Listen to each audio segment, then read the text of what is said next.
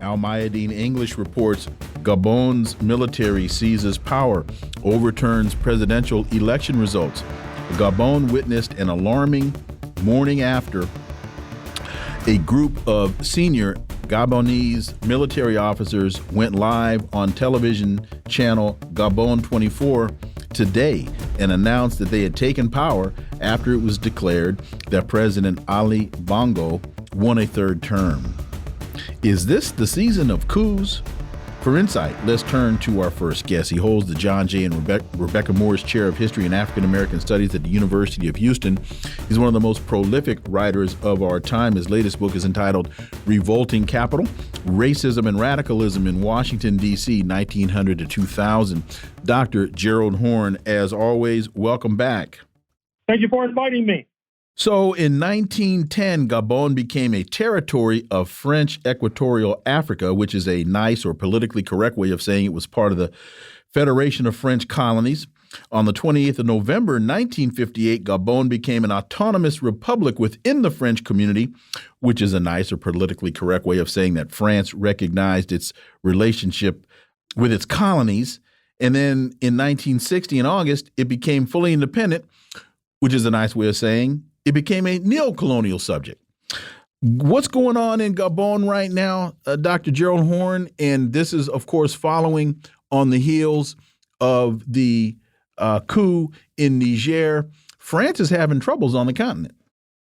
That is for sure. Your audience should know that Gabon, a nation of about 2.5 million people that contains a motherlode of petroleum. It's a member of the Organization of Petroleum Exporting Countries, gold, diamonds, uranium, manganese, which is important to the green economy, is certainly a neo-colony of France. It's been ruled for almost 60 years by father and son, the so-called Bongo dynasty. The late Omar Bongo, you may recall, was notorious for wearing lifts in his shoes. Mm-hmm. He was very sensitive about his vertical challenges, shall we say. His son, who has just apparently been overthrown, he has been notorious, I'm afraid to say, for his outreach to Black American celebrities, including the actor Samuel L. Jackson, who, by the way, has a Gabonese passport. Earlier, father and son were very close to the late King of Pop, the gloved one himself, Michael Jackson, whose birthday was just marked the other day. And that was an emblem of their widespread corruption, where the masses of people were suffering in poverty and in hunger as they were living large and living the high life. However, you need to step back for a moment and not only put this regime change in Gabon in the context of what some count to be about 9 or 10 regime changes in recent years. So you all know, of course, about Niger, Mali, Guinea-Conakry, Chad, Burkina Faso, etc. But there are some intriguing aspects to this regime change in Gabon, and this is what your audience should focus on. That is to say that you could see this in many ways as the final chapter of the Cold War, because before the collapse of the Soviet Union in 1991, you had a plethora of states on the African continent that were pledging themselves to follow the socialist route. That included Benin, for example.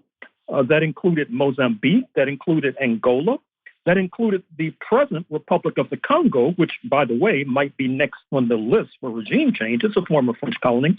In fact, it's been so close to France that during the Nazi occupation, the so-called Free French set up their headquarters in Brazzaville, in the present-day Republic of the Congo. In fact, the then People's Republic of Congo hosted a large delegation from the Black Panther Party during the good old days of the battle against global imperialism before the collapse of the Soviet Union. So after the collapse of the Soviet Union, these nations were frog-marched into being free market autocracies, so to speak. And now we see an ongoing rebellion against that.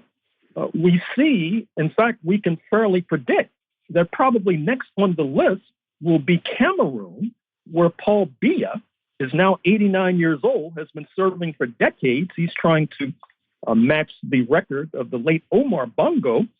And there is restiveness in Cameroon, not least because he has imposed a very autocratic regime on those who do not speak French, believe it or not.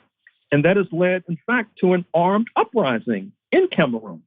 There is one figure your audience may want to follow in the coming days with regard to Gabon.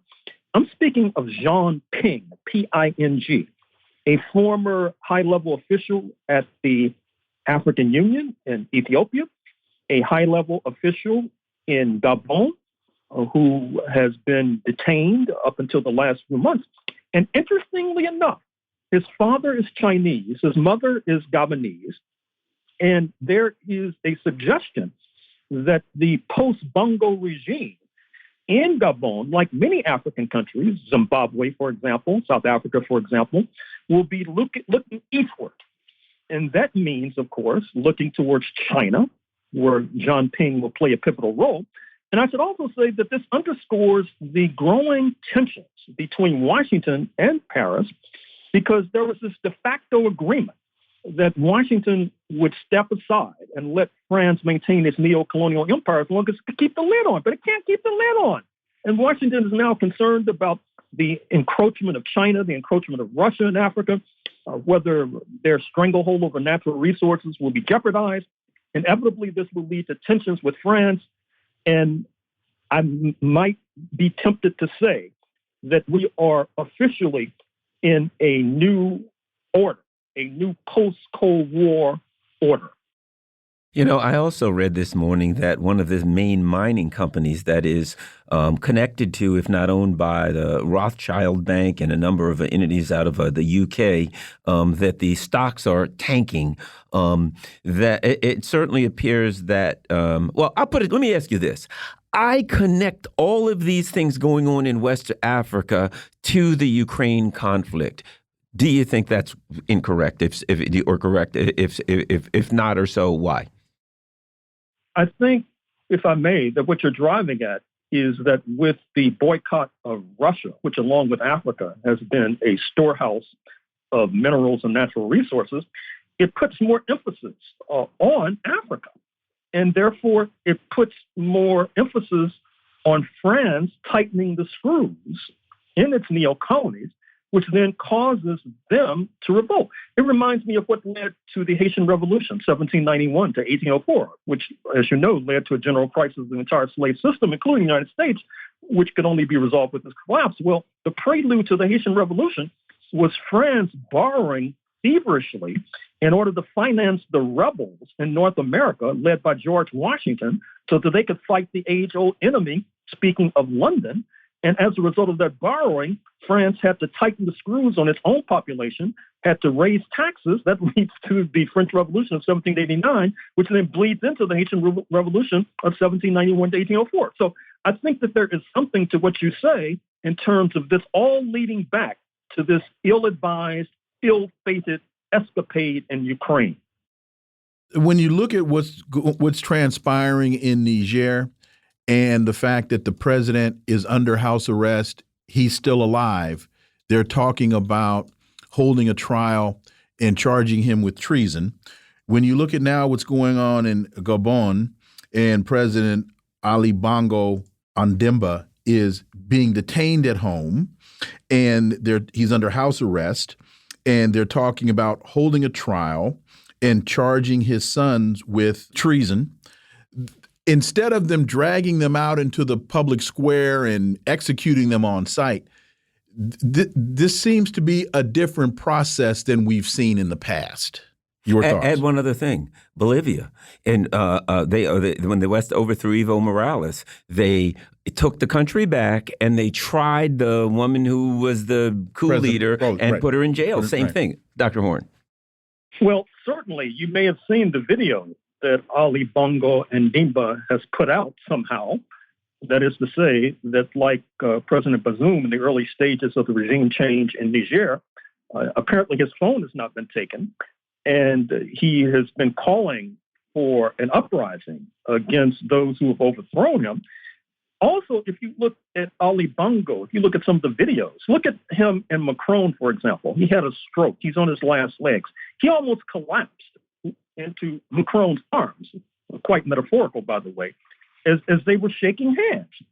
And adding to the list of those who might next be up for being knocked off, let me also mention the president of Equatorial Guinea. Marathon Oil of the United States plays a pivotal role in that country. The president and his uncle have been ruling a la the Bongos for decades. Equatorial Guinea is a neighbor of Gabon. Apparently, there is a contagion throughout the continent that particularly afflicts former French colonies. But Equatorial Guinea, as you know, is a former Spanish colony. But that is consistent with my overriding thesis, which is that there is rebellion against the status quo, the post-Cold War status quo, which featured the North Atlantic countries sponsoring autocratic regimes so that they could maintain a stranglehold on their vast natural resources, particularly oil, which would allow them to dictate, particularly to China, which is heavily dependent upon importation of oil. But that seems to be cracking. That seems to be falling apart. And as I suggested, we may be on the verge of a new world order, but not what George H.W. Bush predicted post-1989. What about Senegal? Senegal's got a lot of issues going on there. It's unstable. And might I add this? Some of these countries that are saying we want to attack these Niger, et cetera, in doing that, couldn't they create instability in their own country, Senegal being one of them, that causes them to get overthrown, Dr. Horne? Well, certainly your point is well taken. We all know that in Dakar, as we speak, the opposition leader has been arrested. He's being barred from participating in politics. The Senegalese leader has been flitting and flying all over the planet, even going so far as trying to mediate the conflict in Ukraine. But obviously, he has not stuck to his domestic knitting satisfactorily. And so he, too, may be up for grabs. But unlike Paul Biya in Cameroon and Nguema in Equatorial Guinea, it's fair to say that he has not served in office as long, but that necessarily will not save him. Dr. Gerald Horne, as always, thank you so much for your time. Greatly, greatly appreciate that analysis. And we look forward to having you back. Thank you.